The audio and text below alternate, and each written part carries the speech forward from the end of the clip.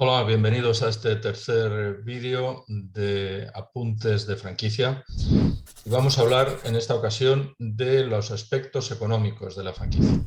Estaremos de acuerdo que es uno de los aspectos quizá más problemáticos, teniendo en cuenta que es parte de la información precontractual que todo franquiciador tiene que traer al franquiciado y en general o bien no es del todo correcta o se hace de tal manera que induce a errores. Vamos a ayudarnos, como siempre, de los gráficos. Aquí lo tenemos. Y vamos a empezar por la inversión inicial, que desde un punto de vista cronológico es el aspecto primero dentro de lo que son los aspectos económicos con los que un franquiciado se encuentra en el proceso de conocimiento de los datos de la franquicia. La inversión inicial hay que diferenciarla de lo que llamamos el capital inicial necesario. Digamos que la inversión inicial forma parte del capital inicial necesario, pero hay otras partidas adicionales a las propias de la inversión inicial. Ahora los veremos con un poco más de detalle. La inversión inicial está constituida fundamentalmente por las partidas que se invierten en activos físicos, mobiliario, maquinaria, obra, etcétera. Y el capital inicial necesario son gastos de primer establecimiento que suelen no tener una contrapartida física concreta, pero que son necesarios para el ejercicio de la actividad. La única excepción en la inversión inicial que consideramos es el canon de entrada, que sí lo solemos incluir en la inversión inicial y no tiene una contraprestación física concreta, como veremos a continuación. Por tanto, en la inversión inicial, las partidas que tenemos que considerar y que deben ser explicitadas por el franquiciador son los costes de obra civil para la adecuación del local. Suele ser además la partida más importante de todas, puesto que cuando hay una actividad en un local concreto, y sobre todo si el local tiene unas ciertas dimensiones, suele ser necesario una partida importante para albañilería, fontanería, cristalería, iluminación, etcétera, que realmente, finalmente, suele ser la partida más importante de todas. Aquí estaría en obra civil, también estarían incluidos los costes de licencias y proyectos y demás. La climatización es otra partida importante, que en muchos casos se puede ahorrar, puesto que si el local ha ejercido una actividad comercial previa, puede que la tenga hecha, es muy frecuente que ya esté hecha y por tanto sería una cuestión a valorar inicialmente a la hora de decidir en qué local vamos a ejercer la actividad. Si hay una climatización ya instalada, es una cantidad importante que nos vamos a ahorrar.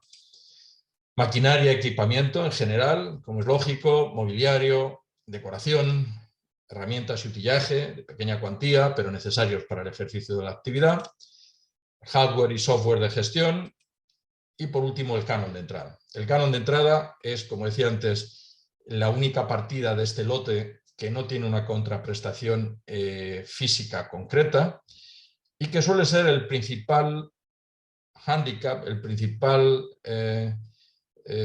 elemento de roce en la toma de decisión de un franquiciado. El franquiciado en muchos casos no entiende cuál es la finalidad de ese canon de entrada. De hecho, se le dan distintos apelativos más o menos despectivos como impuesto revolucionario y cosas por el estilo, pero realmente sí debe tener una justificación siempre y cuando sea ajustada a lo que uno espera del franquiciador. Como veremos a continuación, hay una serie de contraprestaciones no físicas, no materiales, perdón, que el franquiciador tendrá que realizar con cargo al canon de entrada. ¿Cuáles son las partidas del capital inicial necesario? Pues fundamentalmente el stock inicial. En la mayoría de los casos, cuando estamos hablando de franquicias de distribución, hay un stock inicial de arranque que, si bien luego vamos a materializar en ventas, es necesario que tengamos previamente disponible, por tanto hayamos adquirido con antelación al inicio de la actividad. Fianzas y depósitos previos, fundamentalmente las fianzas del local suelen ser como mínimo 2 mensualidades. Si vamos a ir a un centro comercial suelen ser más, por tanto es una cantidad que a veces es importante.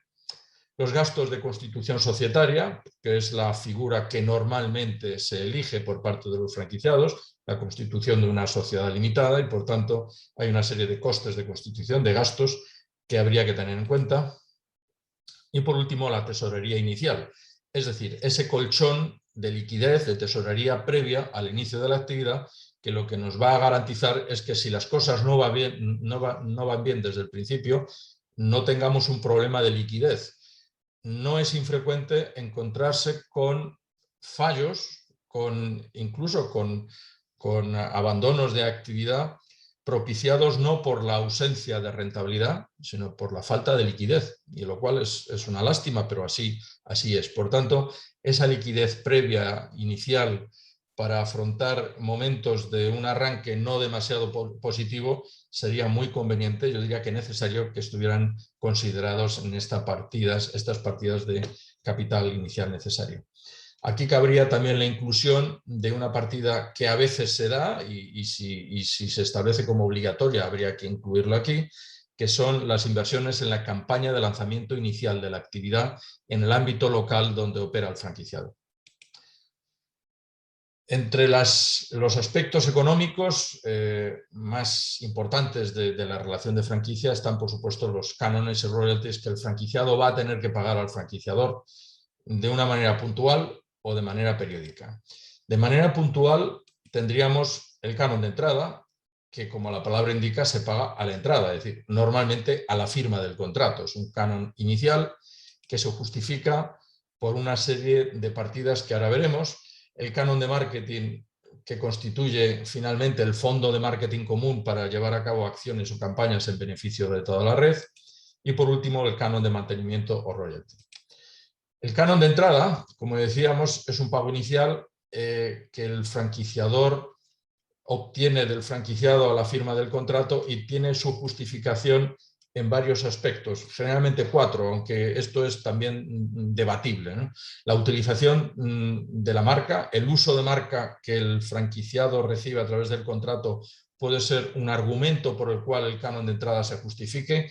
A mayor prestigio de marca, obviamente, más componente de esta partida en el canon de entrada, por lo cual no es de extrañar que marcas con un gran prestigio y con un fondo de comercio creado ya importante tengan un canon de entrada superior.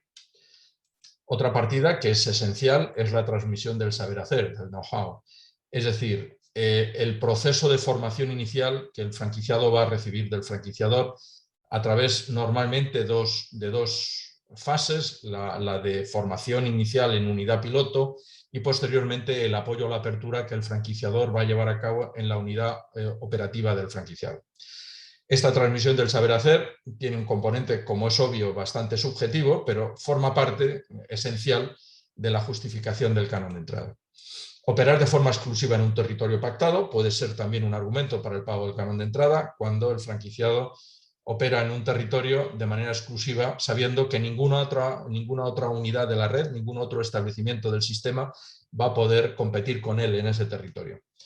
Y por último, la compensación parcial de las inversiones iniciales que realizó el franquiciador y que permiten la puesta en el mercado del proyecto de franquicia.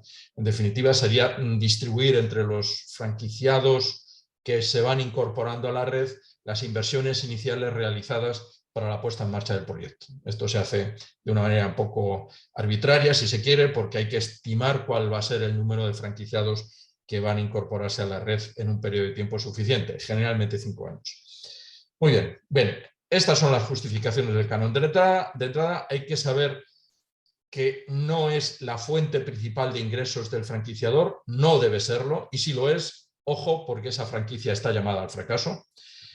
Generalmente no debería ser una cantidad que resultara disuasoria para el franquiciado, porque si lo fuera, si pensáramos que se está pagando mucho más de lo que corresponde, habría que pensar que efectivamente el franquiciador está buscando en el canon de entrada su fuente principal de ingresos, y esto, como digo, no puede ser. Y si valoramos o creemos que el canon de entrada supera con creces el 10% de la inversión inicial, ojo, habría que por lo menos averiguar qué se está pagando a cambio. Esto es una regla, no es algo matemático, no es algo que se tenga que establecer siempre, pero nos puede servir un poco de baremo inicial. El canon de marketing son los importes periódicos que los franquiciados pagan al franquiciador para la constitución de un fondo de marketing común en beneficio de toda la red y que el franquiciador maneja para generar tráfico en el punto de venta, en los puntos de venta. En definitiva, el franquiciador lo que pretende con estas inversiones es que los franquiciados vendan más. Esta es la finalidad última del canon de marketing. No es obligatorio. Hay franquicias que no tienen canon de marketing, igual que tampoco es obligatorio el canon de entrada. Lo que pasa es que si no se tiene, generalmente se termina echando en falta. Es decir, los beneficios que se generan por el hecho de disponer de un canon de marketing, cuando no se tienen establecidos, diseñados desde el principio, ya una vez que la red ha empezado a crecer, es muy difícil de poder establecerlos. ¿Qué ventajas tiene el canon de marketing y, en definitiva, el fondo de marketing común? Pues la despreocupación por parte del franquiciado de las acciones que tiene que llevar a cabo para mejorar su venta y su introducción en el mercado en el que opera. Esta es una responsabilidad que traslada directamente al franquiciador, al menos en las acciones de carácter genérico. Él podrá llevar a cabo acciones de carácter local que financiará él normalmente, que necesitarán la aprobación del franquiciador, pero que lógicamente él decide. En las acciones originadas por el canon de marketing, la decisión final suele estar en manos del franquiciador. Si bien es cierto que el franquiciador también puede constituir un comité de marketing que ayude en la toma de decisión de las acciones o de las campañas que deban ser llevadas a cabo. La unificación del mensaje, cuando es el canon de marketing el que está financiando estas campañas, obviamente estamos hablando de lo mismo y de la misma manera en todos los mercados y por tanto hay una unificación del mensaje que en definitiva mejora los impactos y el entendimiento por parte del cliente final. Hay un aprovechamiento máximo de las economías de escala, como es lógico, dado que no se están haciendo pequeñas campañas locales en cada caso, financiadas por cada franquiciado, sino que todos estos fondos se unen para llevar a cabo acciones de carácter general, consiguiendo mejores condiciones que estas pequeñas campañas locales que habría que llevar a cabo de otra forma. Y por último, la reserva de fondos por parte del franquiciador para llevar a cabo estas acciones se va generando con antelación. No se pide dinero a los franquiciados para llevar a cabo las acciones de manera concreta, sino que se va generando la reserva para luego llevarlas a cabo.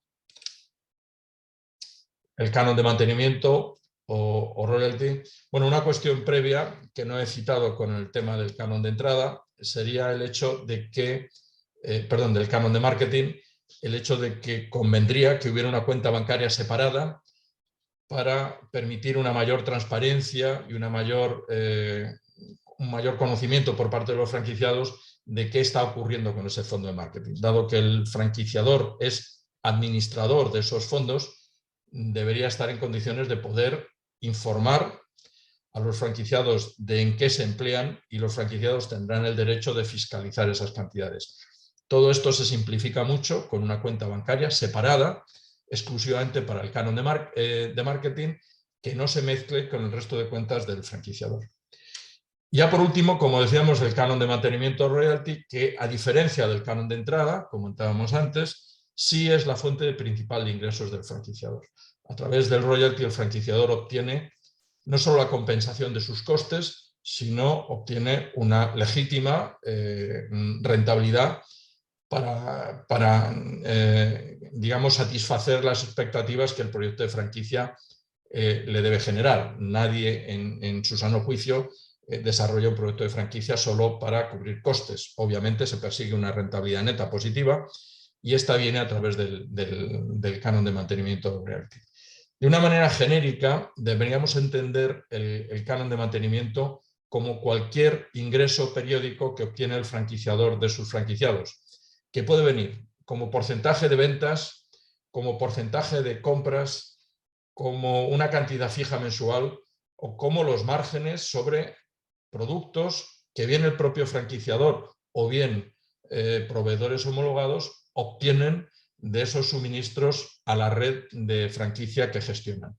Por tanto, cualquier ingreso periódico, normalmente mensual, que el franquiciador obtenga de sus franquiciados, podríamos considerarlo en términos genéricos como canon de mantenimiento o royalty. Muy bien, pues hasta aquí esta parte, digamos, de los aspectos económicos de la franquicia. En próximos vídeos, en el siguiente en concreto, hablaremos un poco más en detalle de la cuenta de explotación prevista y también de la cuenta de liquidez o de la liquidez esperada del negocio. Y posteriormente, en el quinto, hablaremos de los aspectos legales. Esperamos que os haya gustado y si es así, podéis dar a suscribiros para estar al corriente de las nuevas incorporaciones que iremos realizando a través de este canal. Muchas gracias y hasta la próxima.